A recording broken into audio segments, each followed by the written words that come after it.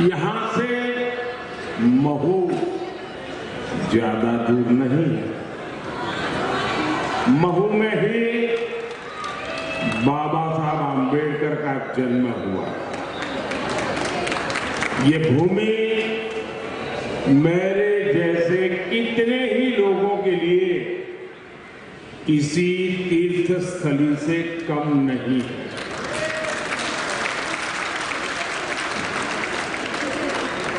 और मैं तो अगर स्वार्थ की भाषा में बोलूं,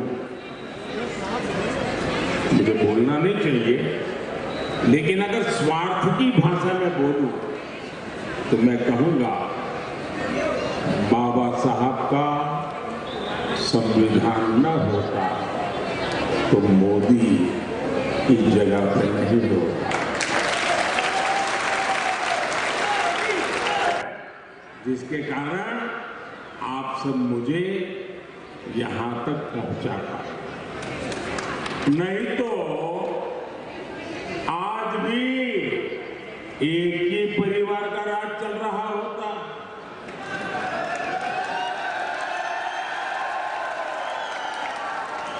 नामदार ही नामदार होते, कामदार का तो हिसाब ही नहीं होता।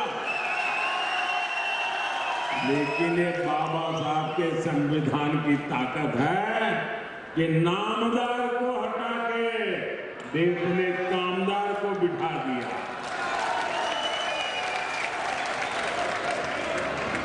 और यही वजह है कि कांग्रेस बाबा साहब से नफरत करती है।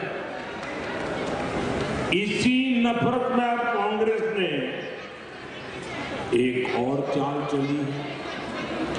कांग्रेस चाहती है कि संविधान बनाने का श्रेय बाबा साहब को ना मिले। इसलिए अब कांग्रेस ने कहना शुरू कर दिया है कि बाबा साहब का योगदान तो बहुत कम था। ये संविधान बनाने में सबसे ज्यादा भूमिका, सबसे बड़ी भूमिका ये उनके चाचा देश के पंडित नेहरू जी की थी। क्या ये बात आपके गले उतरती है क्या? मुझे बताइए, हिंदुस्तान का बच्चा बच्चा भी आज जानता है कि भारत के संविधान बनाने में सबसे बड़ा योगदान बाबा साहब आम्बेडकर का था कि नहीं था? पहले देश का इतिहास तोड़ा मरोड़ा, आजादी के महान सपूतों को बुलवा दिया और परिवारवादियों ने अपना महिमा मंडन करने के लिए, अपने ही गीत गाने के लिए, अपने ही वाहवाही करने के लिए झूठा इतिहास लिखा। और अब ये संविधान को लेकर भी झूठ गढ़ने लगे हैं और उसको भी कब्जा करने के मिजाज में है। सच तो ये है कि कांग्रेस का एक परिवार बाबा साहब आम्बेडकर को घोर नफरत करता है। कांग्रेस ने आम्बेडकर जी की राजनीति को खत्म करने की हर साजिश रची। मैं इसे भाजपा का और भाजपा सरकार का सौभाग्य मानता हूं कि भाजपा के समर्थन वाली केंद्र सरकार ने कुछ वर्ष पहले बाबा साहब को भारत रत्न दिया था। ये जब गए ना तब मौका आया। मैं इसे भी अपना सौभाग्य मानता हूं कि मुझे बाबा साहब से जुड़े स्थानों को पंचतीर्थ के रूप में विकसित करने का अवसर मिला।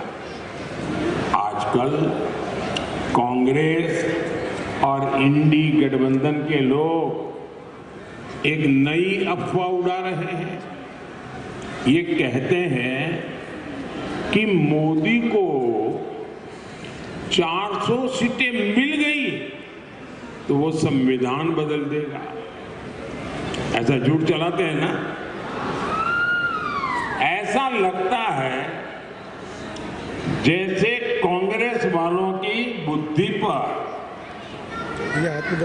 वोट बैंक का ताला पड़ गया है। वोट बैंक का ताला पड़ गया है।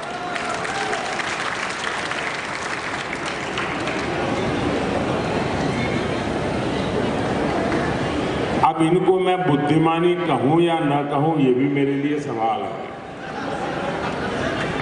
अरे इनको पता होना चाहिए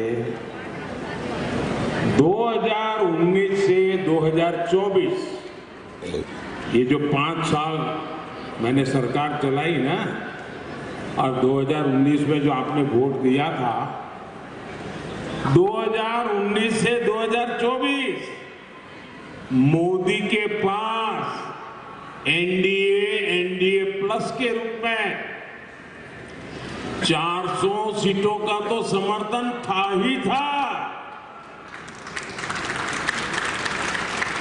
अब ये इनको इतनी भी याद नहीं है।